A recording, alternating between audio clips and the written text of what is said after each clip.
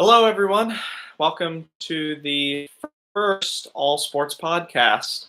Um, I'm going to try a little experiment to see if this works on a bunch of different platforms, YouTube, and I'm going to try and use it on this um, YouTube live stream, whatever. But I don't exactly know how it's going to go. This is just going to be a first time run, and we're going to see what happens.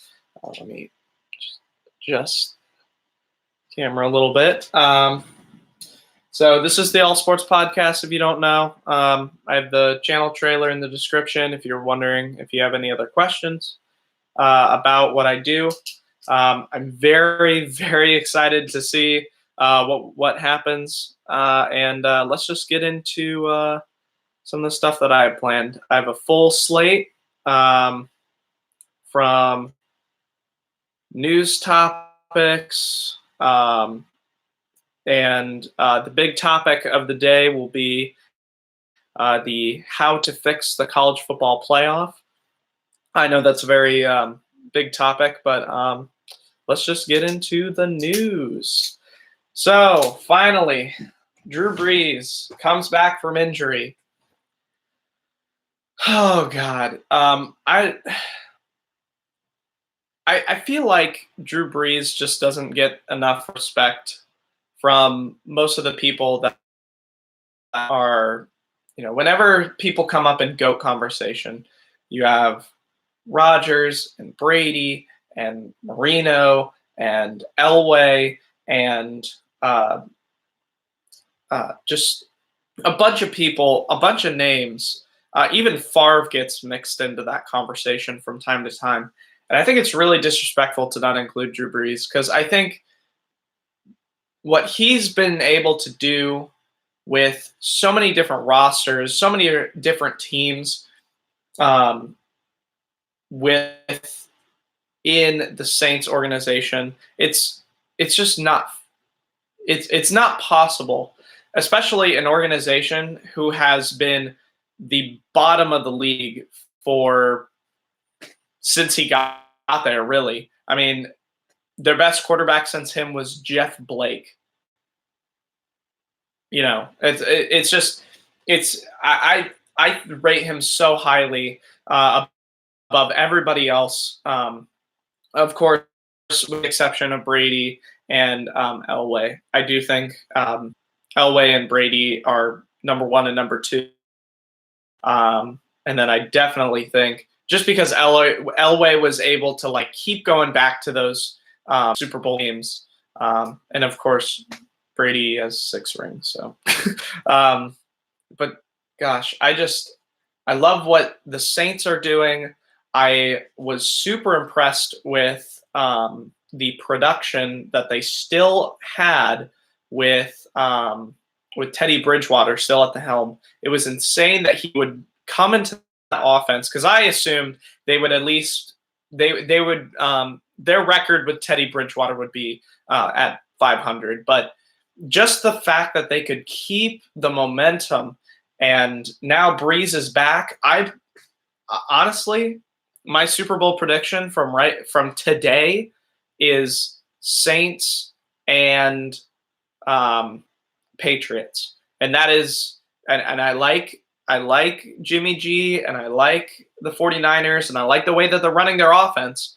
And of course I love the defense, but it's just I think the Saints 49ers matchup that's coming down in a couple weeks from now is going to really determine who's going to be the front runner in the NFC. And I think the Saints will be able to get that done because they are a team that has been together for longer. And I think they have a little bit more stars. I know that, you want to say Nick Bosa and you want to say all these great other people, but I really think that the Saints are the team to beat in the NFC and honestly in the entire NFL. Like, their defense is full of stars, especially their secondary has improved so much. Special teams, oh my God, they're playing like chicken with their head cut off. And then their offense, that's like been their selling point for the past 3 or 4 years because of Brees and Kamara and Michael Thomas. And of course, they always have other pieces that come into play. Ted Ginn has been really good at times when he needs to. He's not a number one target, but he can do enough for you. Traquan Smith, he is not the fastest, but he's a pretty set route runner, and I really like what he's doing with the team. And of course, you have the 2 big tight ends, and you have Taysom Hill, who's one of the most fun people to watch in all of NFL football. So I really, and with Drew Brees coming back, it's going to be a nightmare for people to deal with this Saints team, and it showed last weekend.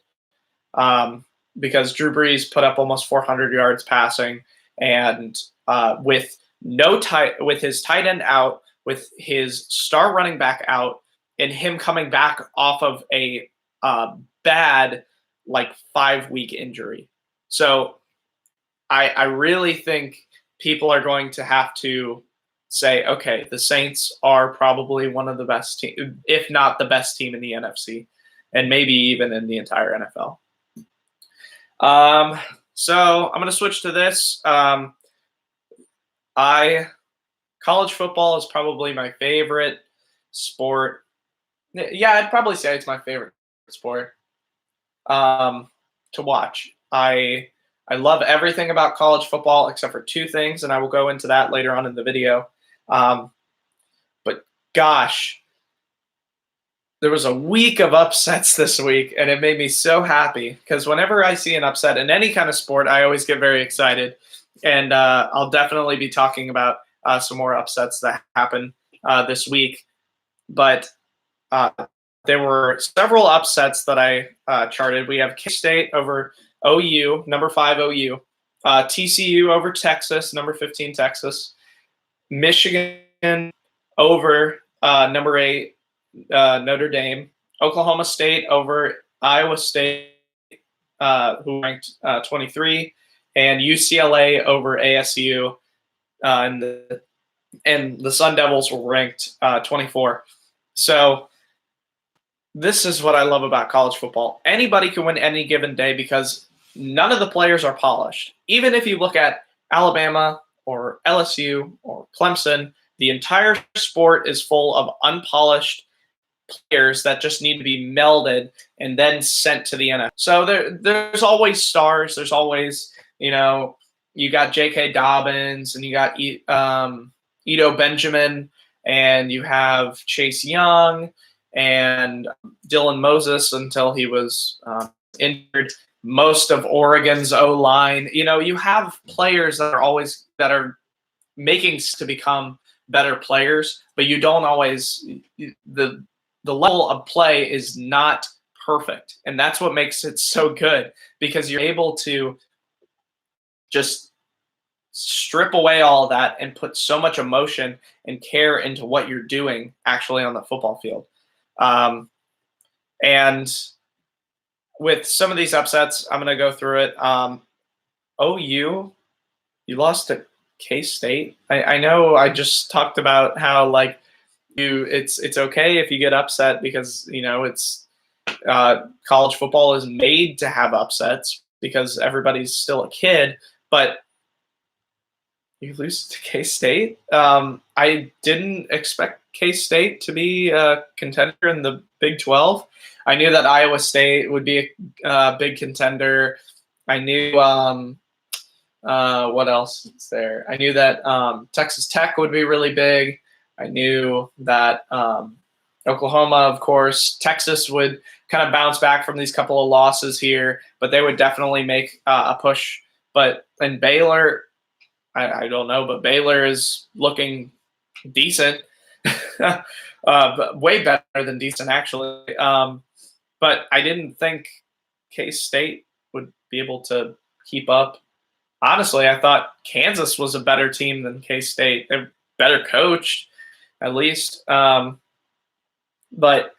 OU, I watched some of the highlights. I didn't really get an opportunity to watch the game live, but OU looked it just looked like it was the standard typical OU can't defend kind of game. I know that a lot of people have been really on their defense, and of course, always their offense is really exciting.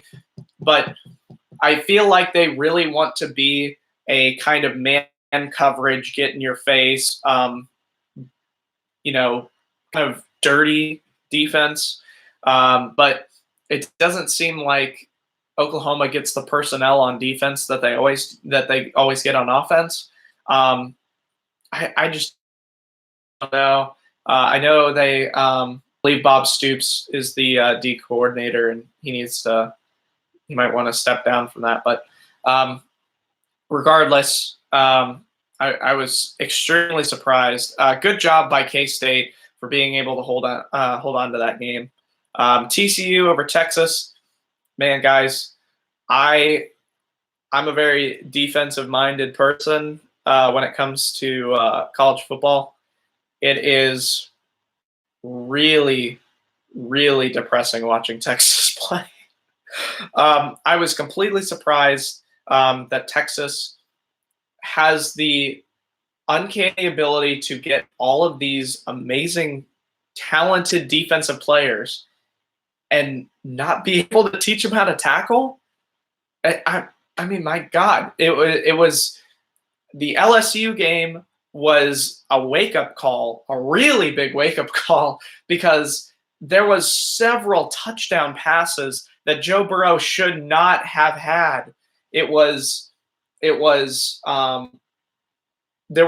one throw that was nearing the half, and Burrow threw it to one of his better wide receivers, which is like 90% of them. And there were three defenders in the area. They were playing really tough coverage. One was playing a deep zone, and the other, they were doubling up on this receiver because Burrow was going to him. I think it was Chase something, but kept going to him 24/7 the entire game. And then there were three defenders in coverage. They already got the first down, so just take them down, run the clock out. You should be fine going into halftime. Broke free. Oh God! But I did not have that. I don't think anybody expected that out of such a really well coached team outside of that, outside of their defensive struggles. I mean, Sam Ehlinger. I don't really like Tebow as much, but he is Tebow-esque, especially with his intangibles and tangibles, actually. But it's just I don't know, and I haven't seen a lot of TCU, and it doesn't seem like that would be a great thing to have that on your resume, especially when you're trying to go to the Big 12 championship.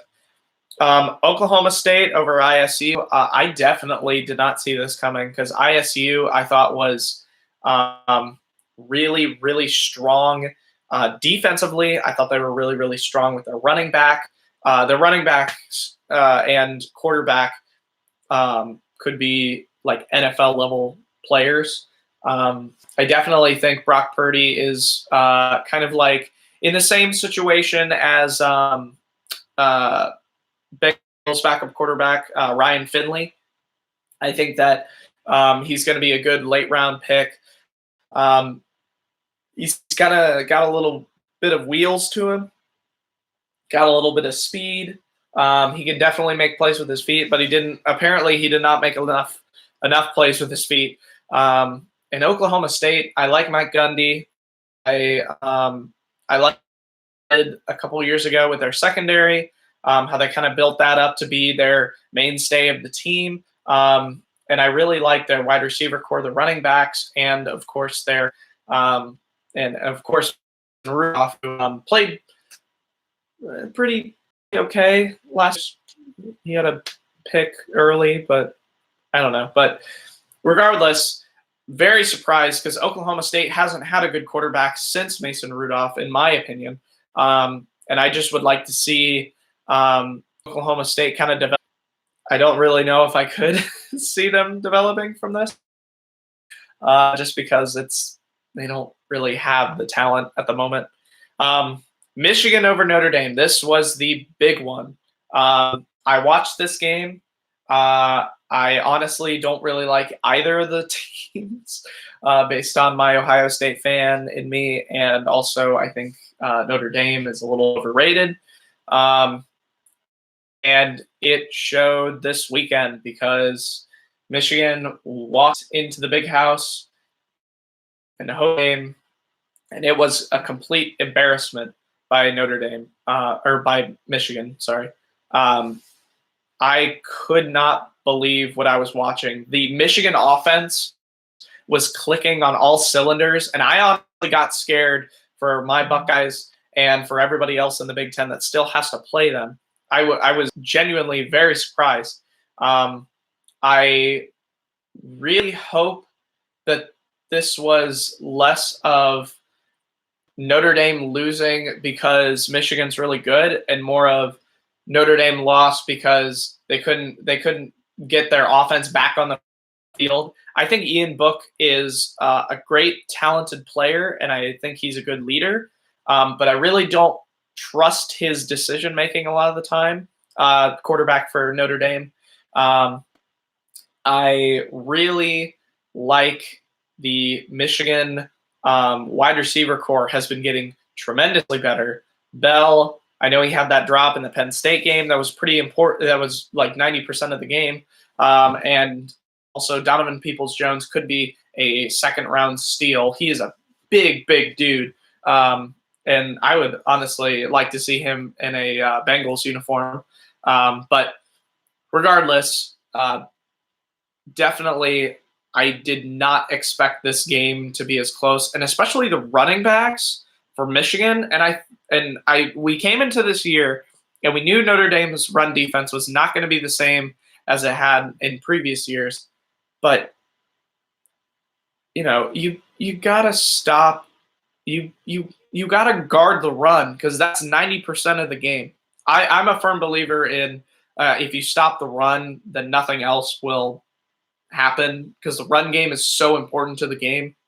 And I was just super surprised in what happened in that game. And Notre Dame probably ruined their playoff chances because of that that big loss to Michigan, who had just came off a loss to Wisconsin, a complete thrashing by Wisconsin, in a game they really shouldn't have won in the Penn State game.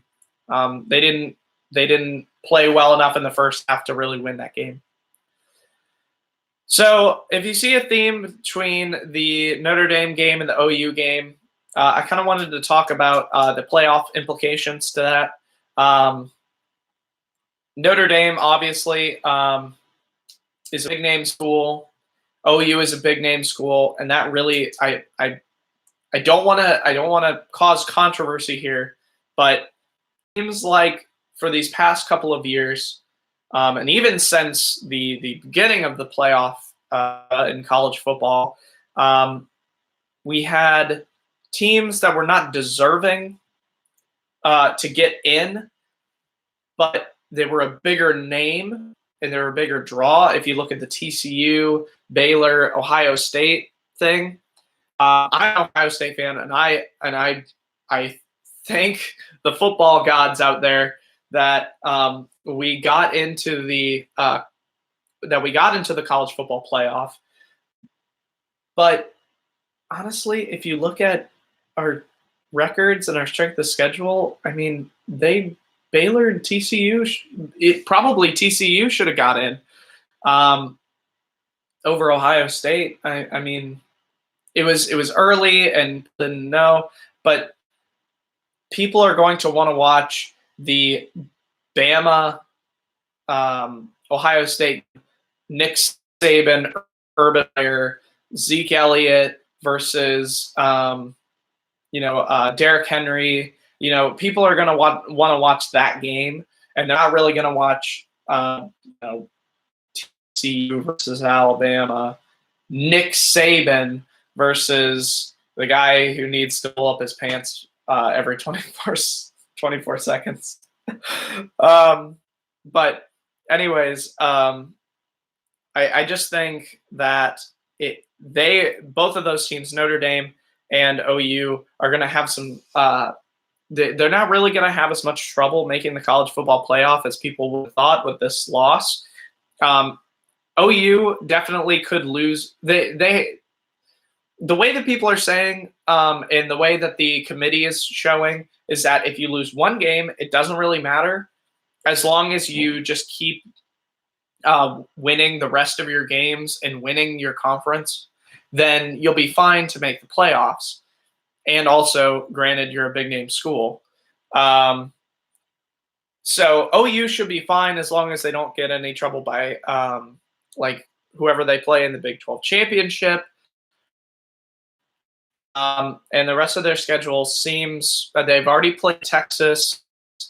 They don't have to deal with them. They do have some really some smaller schools that are a little bit, could maybe shake up some things.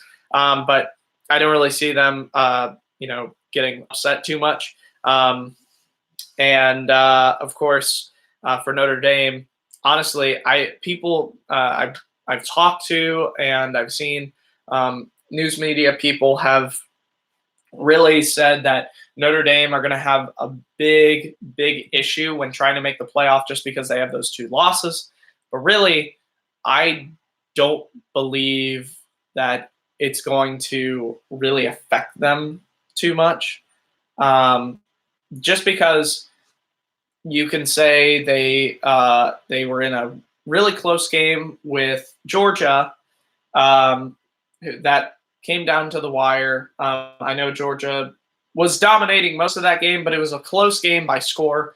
And then you, of course, had some other quality wins. They beat USC. I know that was close, but people will make the argument for Notre Dame, and this is also because they are a big name school. So I honestly think Notre Dame still are in it. If they win out and they win convincingly for the rest of their games, and we have, let's say, maybe because the Pac-12, no, but I don't think there's the Pac-12 usually beat themselves to death, and I think Oregon will lose another game. Even though I do think Oregon is a very strong team, and I really like what they've done, and I would think I want them to get to the playoff because I really like them. Excuse me, but I really think that there's going to be an issue for Oregon going forward because they just have a lot of close games that they really shouldn't have. Washington State doesn't have the players that they had last year, and they didn't keep that close. So, but this is the kind of issue that I have with the college football system, and I'll go into this later after we're finished with the news. But it's just it's not as I know this sounds weird, but it's not as fair. It's not as deserving. We always say, these teams deserve to be in the playoffs. Well, not really. If they haven't won the exact games that they had to win to get in, then it's not fair that they're in the playoff in the first place. That was a little hint for my playoff scenario that I'll bring up later. So I'll shift away to some Premier League action that happened over this weekend. I'm a big Premier League fan, and I really just wanted to talk about my top six before going into some of these games. My top six that I personally think will happen, starting with Liverpool, number one, then City, then Leicester. I think Leicester are the third best team, and we saw that against Southampton this week. And then Chelsea, I think, is definitely for Christian Pulisic. Oh my gosh, I was not able to watch the full game, but I did watch the end of the game, and I checked in periodically just to see if Pulisic scored another goal. And a world beat. I've been rooting for Christian Pulisic. He's one of my favorite players just because He's from the U.S., and I really like his style of play. He's got tremendous ability to find people that are open, and he has a great ability to be able to like just leave defenders in the dust and make plays happen. And he honestly didn't even have to. Two of his goals were off of opportunities that he built for himself, which was something tremendous. And I thought I geeked out over it. And I love what he's doing with Chelsea. I love what Frank Lampard is doing, being able to play both Mount and Pulisic, which was something at the beginning of the season. I was like, okay, Mason Mount's a good player. Mason Mount's a solid player, but I would move Pulisic to the number 10 or put him at the wing, but he didn't get as many reps. So, but there is going to be some issue with Chelsea going forward, just because at the end of the game and his post-match interview, that there's so many good offensive players that he has that it's really hard to pinpoint who should go in per game. And I kind of understand that. But I feel like if you really need to start focusing on a game plan with Pulisic, because you paid $70 million for him. You really need to be able to do that. So definitely, I really like Chelsea at 4. I honestly think they could beat Leicester, but I think Leicester's 9-0 destruction of Southampton, historic destruction of Southampton, definitely boosts Leicester over Chelsea.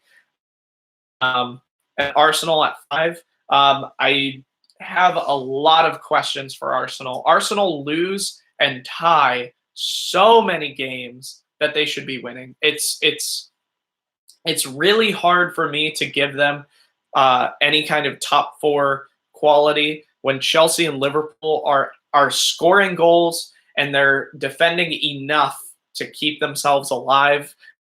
Arsenal don't do that. Arsenal, there's already people that are trying to call for Emery's job. There are already people that are trying to tell Emery that he needs to change his whole philosophy. And honestly, I don't like David Luiz. I think their defense is their biggest question mark. I have a good friend, Zach, that is a big Arsenal fan, and I've talked to him a long time about what can Arsenal do to get better. What are some options that they have going forward? And he said one of the biggest things is they really need to move David Luiz out of the lineup or move him to CDM instead of center back, which is where he was playing earlier, holding also at the center back spot. Also, he said he's fine with Socrates playing. He's been playing a little bit better. I personally don't like Socrates. If I were them, I would probably go try to move off of him and Kozenak. And honestly, if they could move off of Mustafi, that'd be nice too. But regardless, I really don't trust their defense. Honestly, they might be at 6th. And the 6th place spot, I honestly think is completely wide open. There are several different teams that could get into that 6th place spot. I think Wolves have a chance. I think Everton have a chance. I think West Ham has a chance. I don't trust United, and I definitely don't trust Tottenham.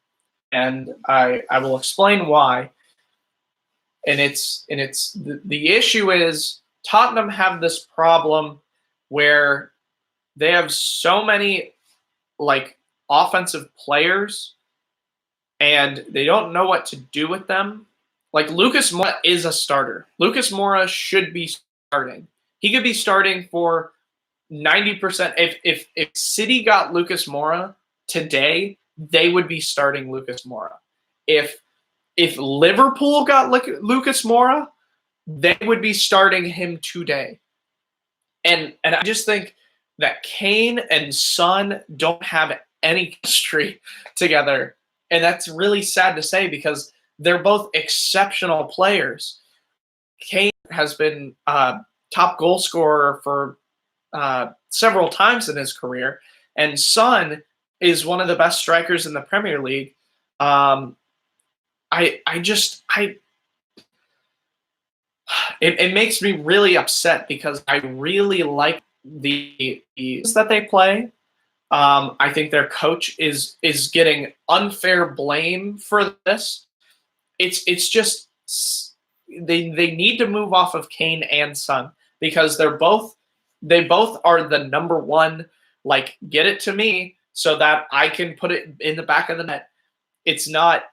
They're not complementing each other. If Lucas was starting instead of Son or Kane, then it would be wide open for you to, and Lucas Moura can take it himself if that's what you're really worried about. Kane and Moura would be amazing up top. And then also with Eriksson being like a actual number 10, like a strong number 10, that top three would be insane. Like no one's gonna stop that. I just don't. I really like Young-min Son. Don't get me wrong, and I like Harry Kane, but it's just they need to move off of them in the January transfer window once that opens up because it's going to be a rough sledding for Tottenham, and the Brighton game should have showed them that, and the rest of the games that they've lost, the Newcastle game should have really woken them up. And I think they're going to have some change here. But from the reports that are coming out, I don't think it's going to be a very a good change because they're going to get rid of the manager. So that's my top six. And of course, United. I do have an issue with United because I don't trust their coach. And where did all of Rashford's abilities go? Because he's been not performing as well as he usually does. I really like Marcus Rashford. I think he's a really great kid. But it's just there's no identity for this team. Rashford's good some days. Some days Martial's really good. Some days even Pogba is good. But they have no identity. They have no idea what they want to be. And I get confused when I'm watching them because they're historically one of the best teams in world football, and they should be able to figure out, and they should really move off of their manager. They have the complete opposite issue. They have all the players, they have all the pieces to be a really good team.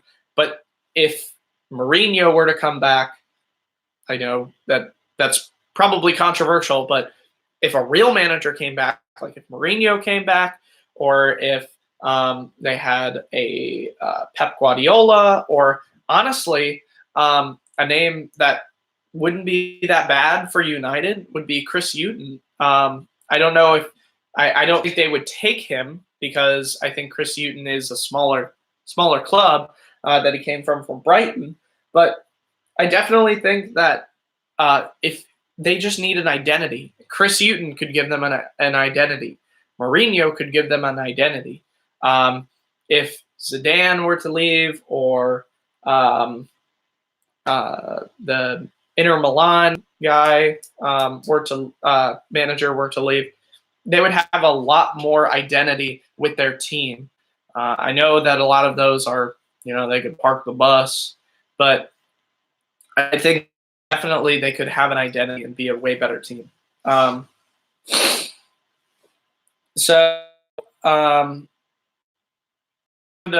talk a little bit about Brighton for a hot minute because I just want to flaunt my gear. Brighton won 3-2 today or yesterday against Everton. was a very rough fought game. I really like what we were doing defensively. Outside of early on in the game with the free kick that we gave away, which was kind of unnecessary. There was a corner kick after Pascal Gross's amazing free kick that he just smashed into the back of the net. But there was a corner kick we gave away, or a corner goal rather, and we gave away pretty early in the game, and I was pretty upset with that.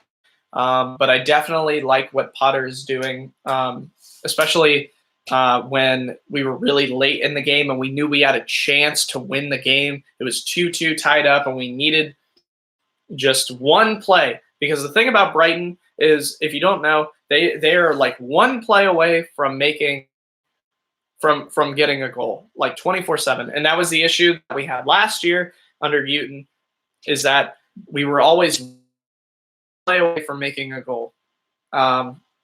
Whether it be some kind of like gets tripped up, or somebody gives us a check and we can't really get around it. It's just we're always one play away, and today we had the balls go right for us, or well, a couple days ago, but just with the way that everyone played, and especially everyone's congelling together. Murray walked on the pitch. I think Glenn Murray is one of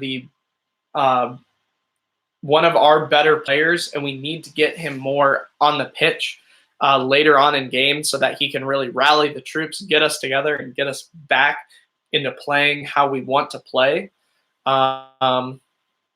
So I think that was a really good, well-fought win for us, 3-2, though there was the own goal at the end of the game, and a lot of people will say, well, got an own goal. It's, it was less of you did well and more of they did bad. And that might be true, but also if that ball wasn't getting tipped back into the goal, Glenn Murray was standing on the other side of Trossard's cross, and Murray was completely unguarded by that. That's why the defender slid back into the goal.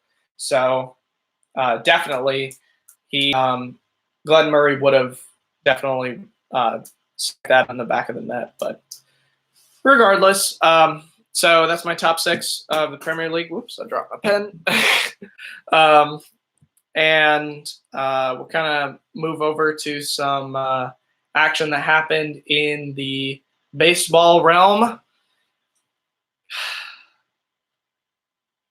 This makes me really upset because I like the Washington Nats. I like their roster, how it's built. And ever since that they moved off of Bryce Harper, they've had the ability to play more like a team and less about save us, Bryce Harper. And I think this is something that my Reds could really take into account next year going forward, is that you don't need a star to help you get to that next level. And at least in baseball, Joey Votto has been playing pretty great for his entire career up until this point. Excuse me. Joey Votto has been playing amazing for his entire career up until this point. And I've had a lot of people come up to me and say that they need to move off of Votto, they need to get some picks for him, or if they can get some prospects, but they're going to have to, their cap is getting eaten by Votto, and he's just being dead weight at the moment. I believe in that as well. And this is showing from Washington that you don't need a great star hitter to be good in this league. And honestly, I know that Jose Altuve and is a great star for the Astros, also that have made it to multiple championships now. But really, I think that outside of him, they don't really have a star. So you don't need a team full of stars to really make it to that next level. Cubs have a ton of players that are stars. Javier Baez and what's his face? The hip thruster dude. um, Gosh, I forget his name. But they have multiple stars on that team, and they really need to kind of move away from that and go back to basics, which is the pitching, and which is actually something that is the big theme of this whole World Series. Just the reason I when the World Series started, I personally thought that if Washington could end it, if they could end it in 5, or they could end it in 6, they could win the series easily. If they were going to a game 7, there was no way they were going to win that. And the reason being is they are too deep in pitching, and for most of the year they have one of the worst bullpens in all of baseball. Even worse than the Reds, I personally think, because I think our bullpen has gotten a little bit better. And they're only too deep in pitching with Syndergaard and what's his name?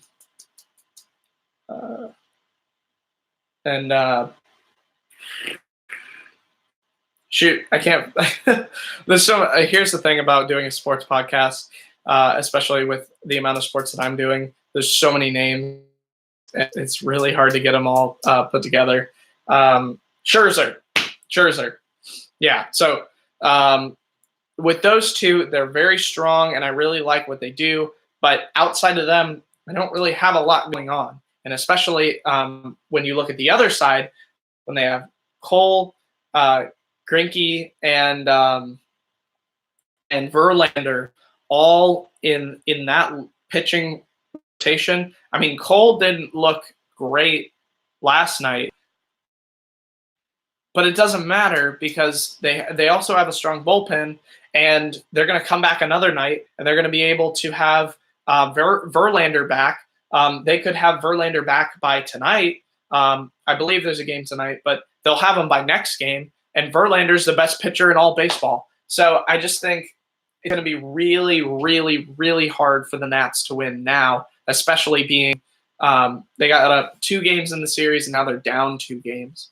Or now they're down a game. So I just think it's going to go to 7. I think Washington's going to win 1 because I know that because the Astros are really smart, and they know that if they can keep winding them out and grinding them out, they will be able to win in a game 7 scenario. So I just think I don't have a lot of faith in the Nats right now, which makes me really sad because I like the way their team is built. But pitching, and this kind of harkens back to one of the main themes of this podcast, which is defense always, always, always is the most important thing in all of sports. Regardless of what sport it is, defense matters most. And defense wins championships. George, especially with Danny Green still there for the Lakers. They have, of course, James, second greatest NBA basketball player of all time, and Anthony Davis, who is people are saying could be the MVP of the league. I kind of disagree with that. I think Giannis will definitely be in contention, and I definitely think James Harden might do it. And I also really like I like his MVP odds. I don't really like, but yeah, I just think they're gonna have some. I think both teams are going to find each other in the playoffs, and I think that that the Clippers and the 76ers will be the matchup in the NBA Finals. That's my prediction. But again, I'm not as well versed on NBA, but as some other things. But anyways, definitely, I like that matchup. My Cavs did not look very good in the first game they played. I watched them, and I heard they beat the Pacers. I was not able to watch that game. I did watch the game last night against Giannis and the Milwaukee Bucks. I know Milwaukee is a good team, and they might just be the second best team outside of the 76ers in the East. My issue that I find with Milwaukee is Giannis is a great player. Giannis is one of the best defensive players. He's a dominant threat getting to the basket. My issue is they don't think they have some good complementary pieces. Middleton's really good. Lopez is really good. But I think there needs to be another kind of the NBA is League of Stars, and I think if they had, I know this isn't possible, but if they had a Kyrie, or if they had a Steph Curry, or somebody that can get that three ball going to be a complementary piece to Giannis, kind of like if Giannis was Shaq and whoever he needs his Kobe, he needs a Kobe to be with him, and I think honestly, a person that I thought would be a really, really, really good complementary piece to that team would be Giannis and D'Angelo Russell. I thought if they could get D'Angelo Russell with Lopez and Middleton and Giannis all on the court, they would be able to they would get over that hump. I think they'd be a better team than the 76ers. And as for the 76ers themselves, Joel Embiid's health is a big issue for me. But I do like that Ben Simmons is not afraid to take the shot now. I really like Tobias Harris. I think that they have enough chemistry to make it to that finals. But I don't know. I think the Clippers will win the finals this year, and Kawhi will get his third ring with his third team, which is insane. But I definitely think that I really like what the 76ers have built for their team, but I don't really know. I don't fully trust them, but I don't really trust anybody else in the East. I don't trust Boston because I think Kemba Walker was a little bit overpriced because of the fact he was in Charlotte, and he was the only player in Charlotte that really had big potential. I don't really think Cantor's that good. I think Hayward is coming back into a rhythm, and he's getting a little bit better, but I don't think he's going to be. I don't think he's going to be as good as he was a couple of years ago when he was in the playoffs against LeBron. I don't believe in. I just don't. I don't see as many stars. I know a lot of people like Kemba Walker, but I don't really. I don't really know about Kemba Walker at the moment because he's been playing in Charlotte for most of his career. And so I just the Rockets, I really don't trust because I don't think there's going to be unless the NBA comes out with a rule where you can have two balls on the court, I don't think Russell Westbrook and James Harden will get along long term. And I know that's not a new take.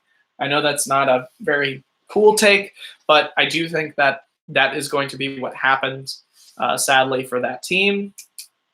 I really liked, and I want to emphasize this, I really liked Golden State at the beginning of the year because of I really liked I didn't think they were going to win the championship. I definitely didn't think that, but I thought they would make the playoffs, thought they would compete in the playoffs, and they might even make the Western Conference Finals. I was wrong. I'll be the first to say I have a lot of big takes, but I will own up to when I'm wrong. And I was definitely. I think I've been very wrong with that. I didn't put as much emphasis on the depth that they had. Andre Iguodala leaving. Okay, so they had Andre Iguodala leave, Kevin Durant leave. They had one of their bigs leave. They had leave. They had their what's his name? He was an older guy and he retired. I forget his name, but they had so many players leave them that they weren't able to just keep the ball rolling from when they last played. And I don't know. I thought that D'Angelo Russell would cover up a lot of holes that team had, just because of the ability that he showed at when he got to Brooklyn, and I really liked him at Brooklyn. And I think D'Angelo Russell's a really solid player, but they didn't show that in the Oklahoma City game. They didn't show it in the first game of the season. I don't see them having that much success now. They might make the playoffs. They probably will make the playoffs. Just because I really think Steve Kerr is a really good coach. But I don't know. I just think I don't know what to think of Golden State because I'm so used to seeing them. Golden State, front runner in the West. But it's just, I don't know what to make of them anymore. But anyways, enough of the NBA action. So here's the big thing. College football playoff, right? 4 teams, and they pick from whoever the best are, and they don't pick the most deserving. They don't pick the ones with the biggest name, according to them. They say who's in based off of who is the best team. Okay. What other sport in the world does this? I mean, seriously, just imagine if you were watching Premier League soccer and you were watching and you were like a couple of years ago and you were like, you know what? Tottenham, Arsenal, City, and Liverpool are definitely the best teams in the Premier League. I definitely think they're the 4 best teams. They've proven that they're the 4 best teams, and let's put them in the top 4, and then we'll see who's the best out of all of those. Who won the Premier League 2 years ago? Leicester City won the Premier League. So it's not about who's the. It should not be a subjective idea to get to your champions. I think that's a really weird and bad way of doing this. I don't agree at all with the playoff system in place. I think that should be available to more teams. I think, and having smaller teams is better for college football because everybody will be watching. It won't be good the first time around because you're going to have teams like, maybe an Ohio State doesn't get in or an Alabama doesn't get in, and like a smaller school like a Minnesota or maybe a Kentucky gets in. It's not going to short term, this isn't going to work. But long term, over the span of 10 years, 15 years, the system that I have in place right now that I will be showing to you will be able to help tremendously for the growing of this sport that I love so much. So, first off, we have to get one thing straight. Everybody must join a conference. Everybody. So Notre Dame, BYU, UMass, and I think Air Force is in the Mountain West. So everybody needs to join a conference for sure. But everybody needs to join a conference regionally, just because it keeps it more able to put. You're able to be closer to those teams and you don't have a slight disadvantage. So Notre Dame would probably join the Big Ten, and BYU would probably join the Pac-12. Unless if they didn't want to join a conference, so if Notre Dame is like pushing back on this, then they just aren't going to play in the. They'll play in more bowl games. They won't be playing in the playoff. So the way I'm setting this up is it's a. So think about the in pro football, the NFC and the AFC championships. Take one side of that, or one side of the playoffs for the NFL, push out the other one, and then you just have like the 2 seeds, the 1 seed and the 2 seed, and then you have the 4 wild card teams. So what it would be is it would be based off record for the 1 and the 2 seeds, and if records are the same as some other lower seeds, and you can't figure out which one's going to be the higher seed, it would be based off of your differential in scoring, and if it's same off of scoring differential, then it would be on how many penalties have you racked up, or some other kind of, or how many yards have you given up versus how many have you gained. So it would have to be something fair, concrete, factual that you can see for that. I would probably go off of the yards things, because there are some undisciplined teams in college and you can't really bank on that. So from there, I would definitely say you would have the 6 conference champions.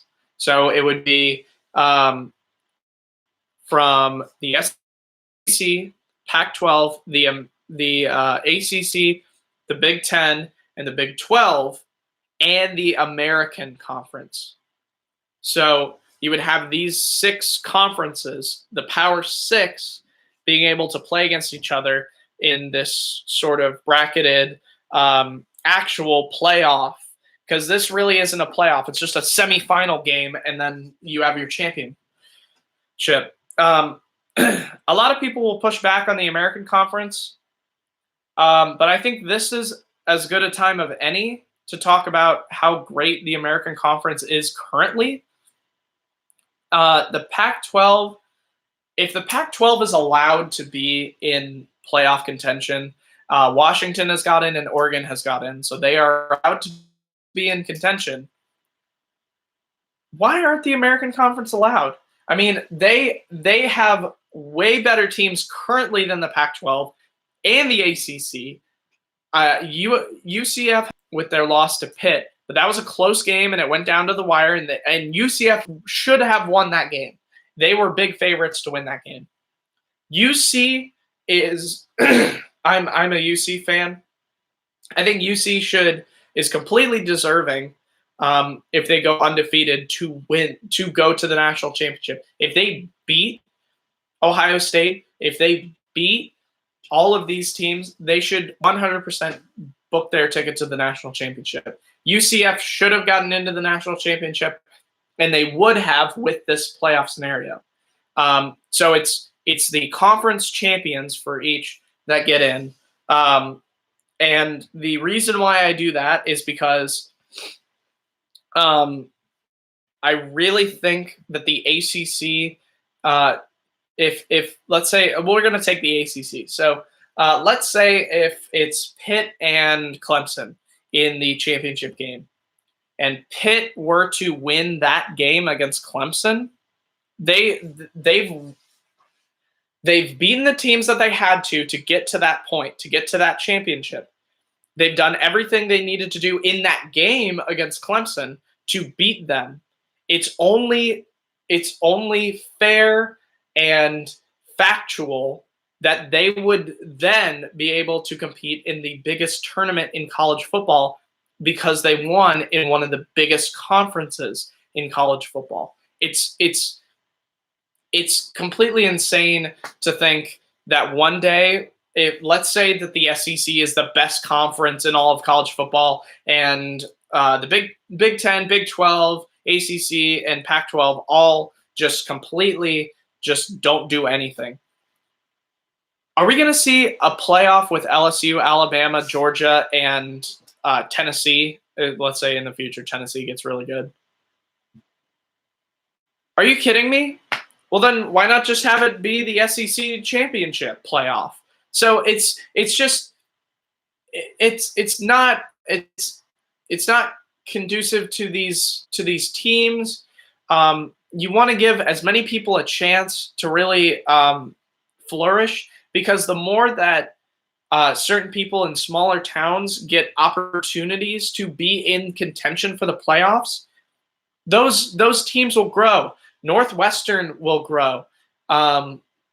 Minnesota will grow. Washington State and Utah will be able to flourish into bigger names in college football just because they'll be able to compete more in the actual tournament, an actual national championship tournament. It's just, I think this scenario would work really well. And if you guys have any pushback to this scenario, or if you have any questions, please leave a comment, because I like this discussion topic, and I really like to hear your influence on this. And then if a lot of people might have some pushback on some of the bowl games, and with the regular, they also will have questions with, okay, well, you're playing a lot of games, you're playing more games in the playoff scenario. So in the actual playoff, in your scenario, Steve, so what are we going to do with bowl games, and what are we going to do with like the regular season, because we can't play, we're playing too many games at this point. So I think we should cut back one of the non-conference games, definitely, because the conference play becomes so much more important with my playoff scenario. You need to win your conference, so you're completely fighting for your conference. The non-conference games should be like exhibition games, and there should only be one like non-conference exhibition games. You can still count it as your like record for rankings and for the AP poll, but it should not define your season as much as your conference play should.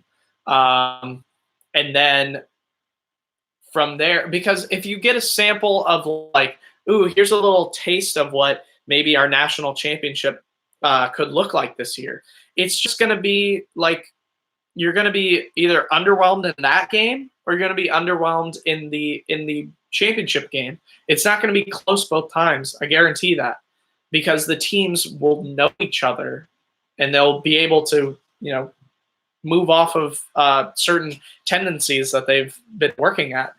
So I think that if they have one conference game, schedule whoever you want, doesn't matter. It's an exhibition game, so people will still make money off of it.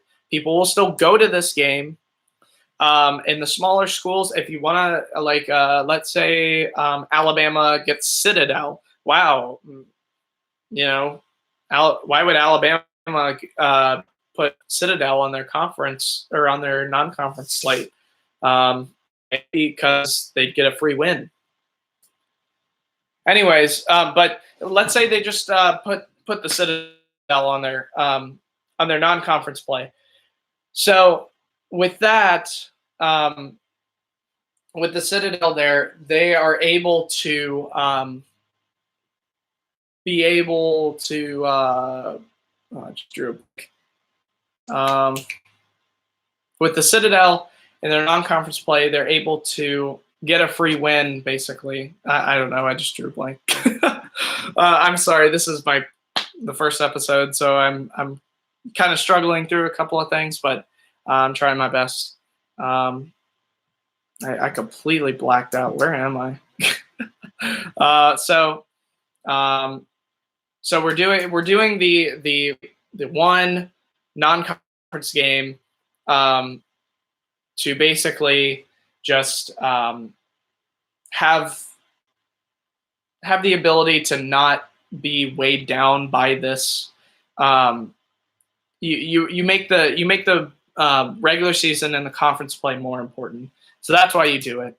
And then for the bowl games, you can have a rotation for the names of the actual playoff games. And it can be 1 year, it could be the Rose Bowl, the Sugar Bowl, the Cotton Bowl, the Citrus Bowl, all of this, the Orange Bowl. All you can name them whenever they want, and then next year you just rotate them out into different names.